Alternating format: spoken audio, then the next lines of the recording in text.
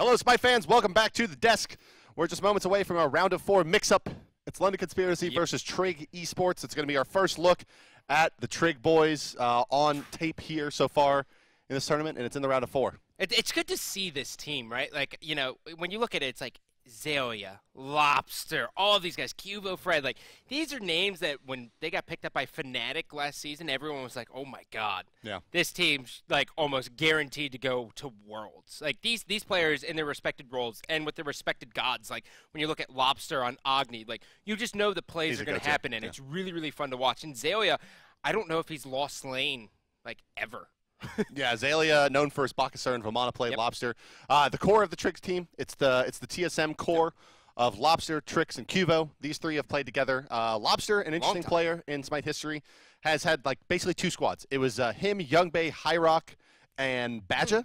Kind of all play together. So Badge's been around for a very long time as well. Yeah, they were a core squad for about 18 months, and then he left that squad to get with Cubo and Trix.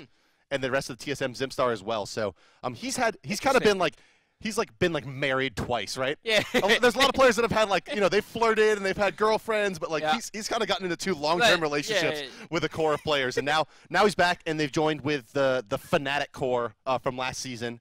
Funball added to this roster as well. TRIG Esports looking maybe to be the team to beat. We put them as the #1 as in the soft seeds. Obviously getting the highest position for any team that did not qualify out of the World Championship. So we'll see exactly what they do. I still feel like when you look back, like even though they went against Titan, like the old school Fnatic squad, I still feel like they should have almost been there. But at the same time, like I feel like Titan's never going to accurately be rated. You know what I mean? Like what else do they need to do? Like they finished second and we're still like, oh man, this team's the best, right? Like Titan. No, I mean I think that. I think that they've earned their stripes at this point. I think the TRIG is definitely looking like the strongest team out of the qualifiers, but I don't know if I'm calling them better than Titan right now, given their World Championship position. Titan has to be #2. Although I can tell you that Ataraxia, I don't think that I'm rooting for them if he's picking Thanatos. Well, and we'll see. Ataraxia, he does have a lot of brothers. He's got a lot of brothers. Got a lot of mouths to feed in that family. He's got to feed some people, man. So that's big. He might have a kid. Right? Like we don't know what Ataraxia is doing. Even though there's a documentary on Ataraxia, pretty sure that he has an older brother. Older brother named Zinder. All right, so enough with the banter, Scott. Let's go ahead and move into the picking and banning phase. TRIG Esports at the top of your screen, London Conspiracy at the bottom. The bans for TRIG are Cupid and Athena, Bakasur and Aokwang removed, and that is like, we don't want Zelia to win. Just outright. I can guarantee you, even though I have absolutely no information to indicate this is the case, that is because Zelia plays Aokwang in the solo lane. Yeah, Aokwang in the solo lane is pretty much I eat you. If you're a warrior, well, it's like Bakasur. It's just like Bakasur, right? It's just like he's Mage Bakasur. Yeah. But like if you go for like a tanky team with like someone with a lot of health, the execute is so beneficial for you. So Xbalanque getting picked up in the first draft, no shocker at all. Oh, geez, Louise. Okay, this is oh god, this is bad news. That's not good. So you have Thor and Osiris. So Xbalanque first pick. We've seen him banned in basically every game so far. Yep. He's the top left position, looking around the Jaguar Hunter out of the Mayan pantheon. Xbalanque hits like a truck. He scales exceptionally well. He has some great laning spells. Not so great for clearing, but great to aggress. And London Conspiracy picks 2 melee physical cores versus probably the hardest hitting god in the entire game from range. And to compensate, or I'm sorry, to kind of build upon that Xbalanque base, they have Nemesis, who's going to be stripping away protections, and a Vamana, who scales probably #3 or 4 in terms of hard carries for physical damage late into the game. So basically, both of these are these core physical carries in Xbalanque and Vamana will be hitting for true damage in the team fights on whomever Nemesis ultimates. Now, London Conspiracy has a traditionally extremely strong draft.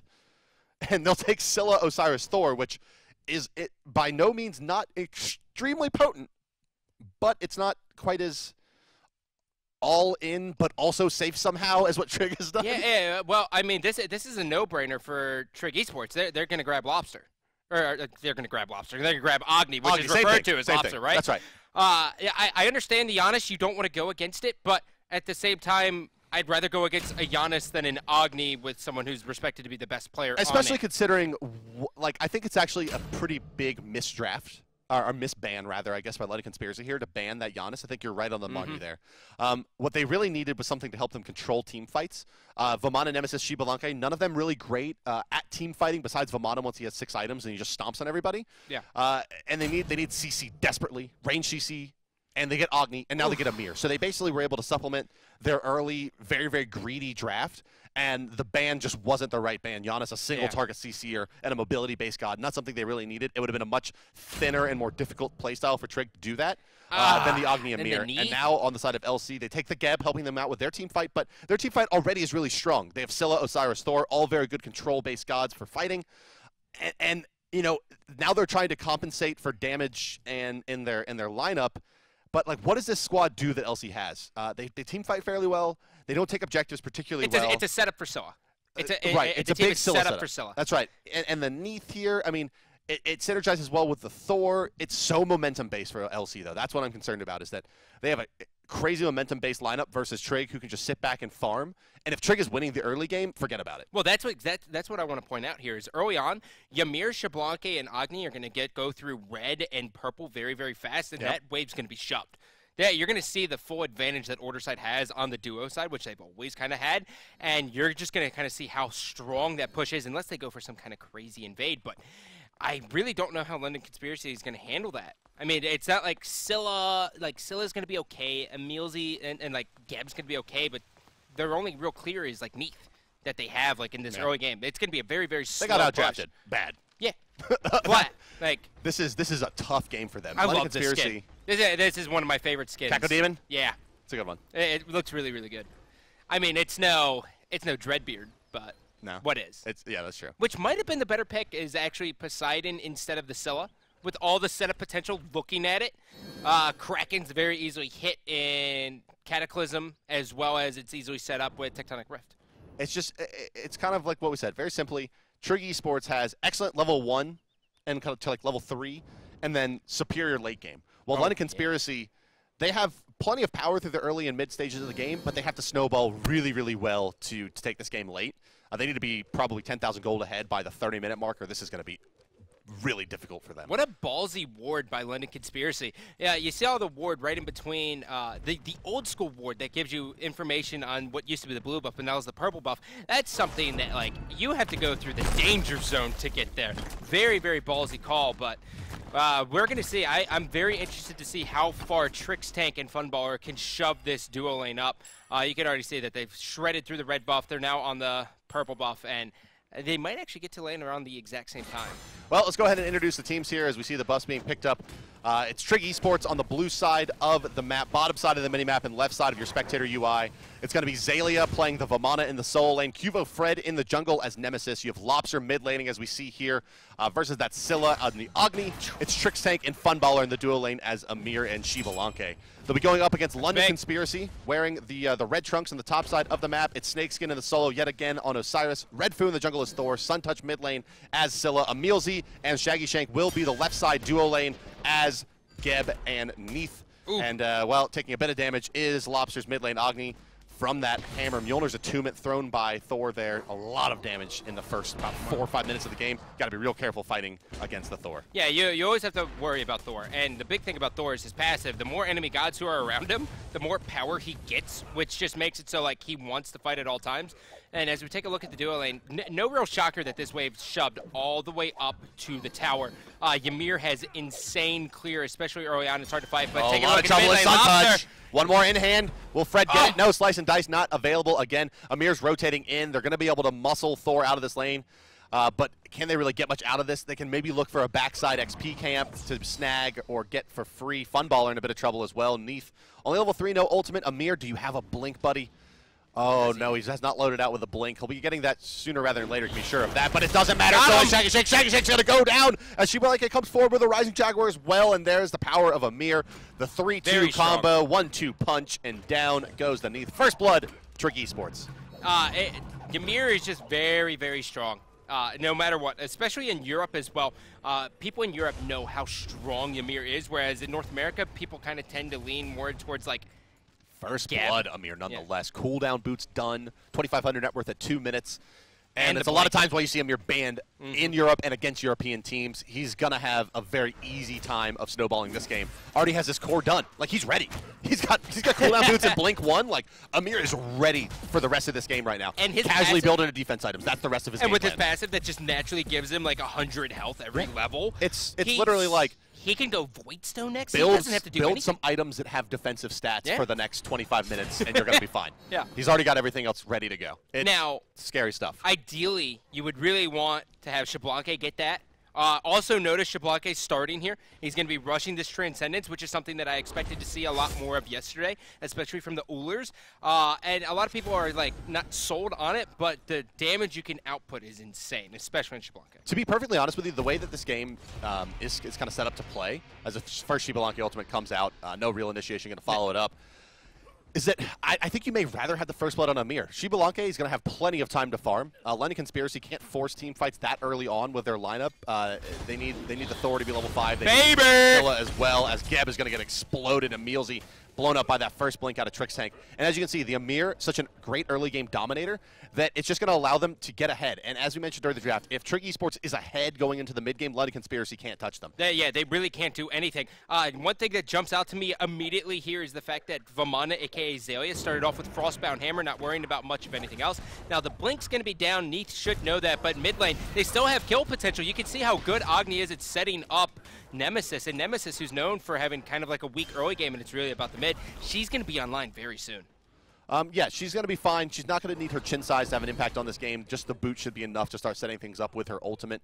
Frostbound Hammer completely finished onto Zalia. Not that often we see this build, but it'll be fine against Osiris, who won't have really any kill potential whatsoever against the Vamana unless it's just a straight outplay. Transcendence completed now, around the 4-minute mark for Xbalanque. Not a bad timing. Dev's Glove's not up for Neath yet, but she does have the Bluestone Pendant.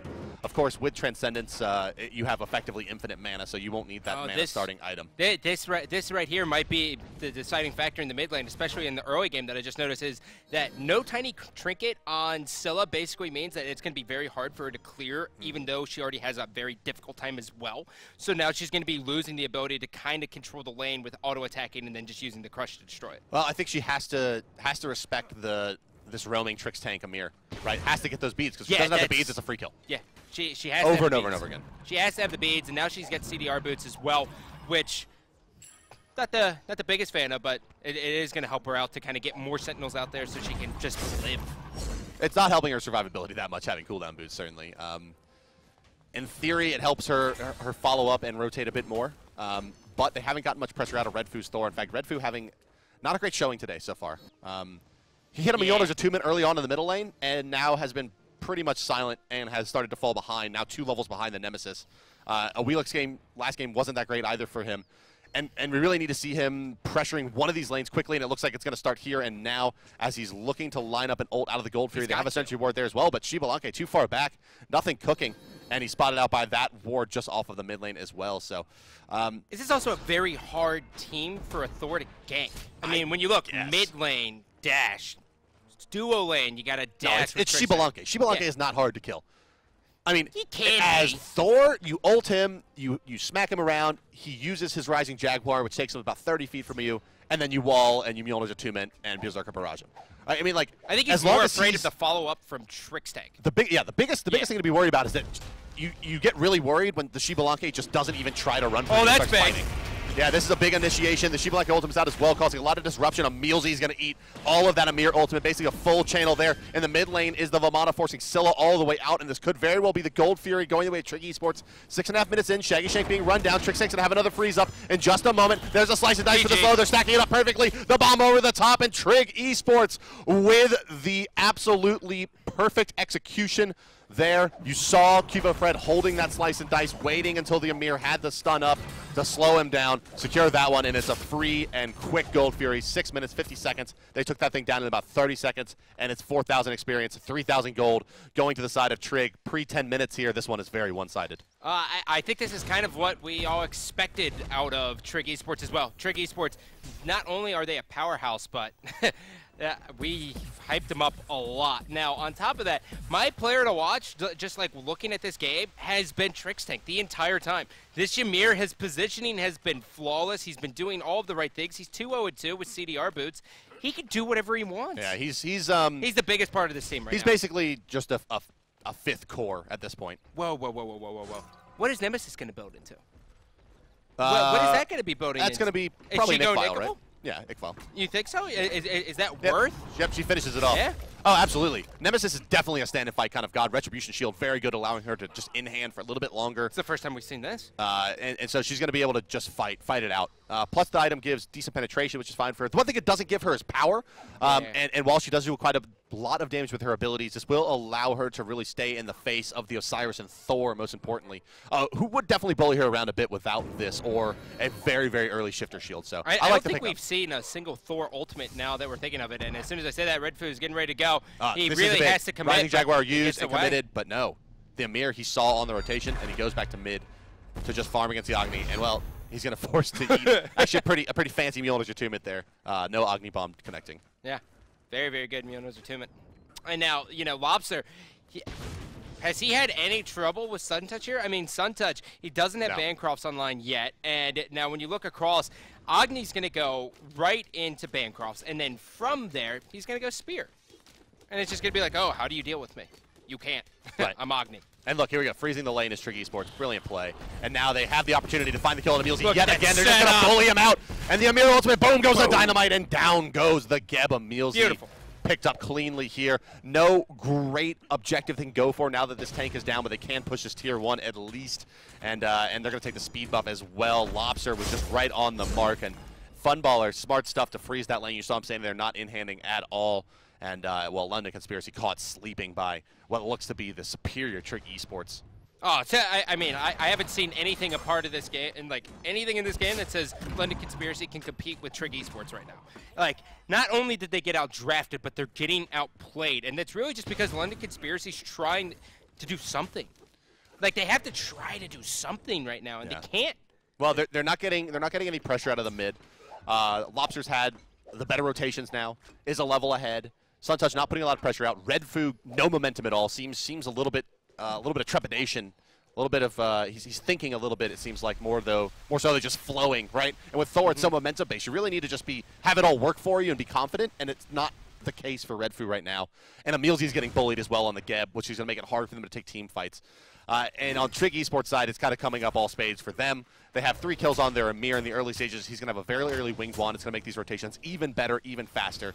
It's the rush Bancroft's talent, no problem on top of cooldown. Boots for the Agni. He's having just a ball in the mid lane. No pressure whatsoever. While TRIG's tank, you can see here as the Amir is just bringing such a threat. This is might going to be a big fight. Yeah, Sun Touch, you can see him falling to the Agni bomb. Shibalaki ultimate used as well. And now it's Osiris caught out. Thor's going to come back in at some point, but it's not going to be enough to save the Osiris. Ultimate coming out as well. Lord of the Afterlight's there. Tether's going to proc. Doesn't matter. Down goes Snakeskin. And this game very heavily still trending in favor of TRIG Esports. They built a 4K lead. Gold Fury back up in about 25 seconds now. No, I'm sorry, about a minute now. Wow! No, they didn't. The burst. Curtains, man. That was beautiful. That's the best reaction. TRIG's tank caught him sleeping. Oh, no, they didn't. Oh, TRIG's tank caught him sleeping right there. That was fantastic. And throughout this entire time, it's been an early game stomp, but like Zillia hasn't needed to rotate at all, which gives Vamana all the farm in the world, and he's just rotating because he wants to. Yeah, lest we forget, Vamana is going to bring a tremendous amount of carry potential. Basically, once he finishes Sprint 3 and even half of any damage item, he's going to be able to start killing gods in this game. And look how far ahead Funballer is. Dude. Just smacking around the knee. And here's the Amir. She avoids it with a backflip. Geb's going to move forward here. They may actually find a return kill here. TRIG's tank. Thor hasn't gone up yet. They bring their Scylla as well. Yeah, this has got to be a kill. And, well, it's a consolation prize. 9-1 now in favor of TRIG Esports. 11.5 minutes in. The gold lead is pushing 5K now. It's a little bit tough now for London Conspiracy to figure it out, but it should probably start here with Snakeskin and the Osiris. He has a pretty good bid to be the way they make it back into this game. Osiris commands a lot of respect and is the top level on the side of London Conspiracy. That Gold Fury just scared the hell out of me. Yeah, coming back in. Looking at it, Nemesis is going to have to just focus Divine Judgment right on Osiris, a.k.a. Snakeskin, which seems to be the only real port here. Ultimate comes down from Funballer. He's got one. Lobster gets another one, and now they're going to probably turn on Suntouch here. Suntouch could be in a lot of trouble. He really needs to have some peel here. And now Redfoo started it up, and now he's going to use Mjolnir's Attunement. He went very deep. Look at Slice and Dice. Not enough damage, though. The level advantage from Cuba Fred going to keep him alive through that ultimate, and Lobster cleans that up. Surrender vote. Prior to that last engagement, where he was dead, Trix Tank was 3-6 with 9 kills on the board, meaning he had 100% involvement in every kill on the map. The Amir dominated. First blood goes his way, and, well, it was worth. Well, it seems like shocking to everyone every single time we see Ymir that like, oh my god, he's still so good. But it's like it never shocks me. You just like linger in the back, like you're all the way back here and your team's doing its thing, and then you wait to see him like slowly start to backpedal, and you're just like blink, freeze, all right, team, go. It's like a guaranteed initiate. Whereas like it sometimes feel like when you blink initiate with Gab, like there's no follow up from the team, but every single time with Ymir, it's just like, okay, this happened, now I do this. I mean, that was a great game for Trix Tank. Even though he feeds the one kill of the game for his team, Feeder. He does have just excellent timing with Funballer. The lane went really well for them. His rotations were really spot on. The Shibalanke ultimates on top of the Amir initiation were basically always stacked up right on the mark, and it was just really a gem of a game from Trig. Yeah, and I mean, Lobster, we talked about how good Lobster was on Agni, and he didn't disappoint at all. You could see the follow-up potential there was fantastic, but on top of that, his rotations, like, it's very rare that you see, like, an Agni just be like, you know what, I'm going to go into duo lane just because I know I'm going to get a kill. Yeah. Right? Like, it kind of gets, like, uncharted territories unless they plan on going for a Gold Fury, but he does it every single time, and it works. He puts out 7,200 player damage. Next highest on the board is going to be Cuvo Fred at 6K, and no one on the side of London Conspiracy putting up more than 4K. So a huge, huge amount of pressure coming up from the Agni. And, well, Trig, no one really carries that game. They all together just rise above where London Conspiracy and Tud Touch fall. And now we move on from the round of 4, ladies and gentlemen, to the third, fourth match. We'll be back with that one in a jiffy. For Scott, I'm Bart, and we'll see you in just a few with the third, fourth place matchup before we get into the finals. Have a great break or grab a sandwich. We'll be back in just a second. Bye-bye.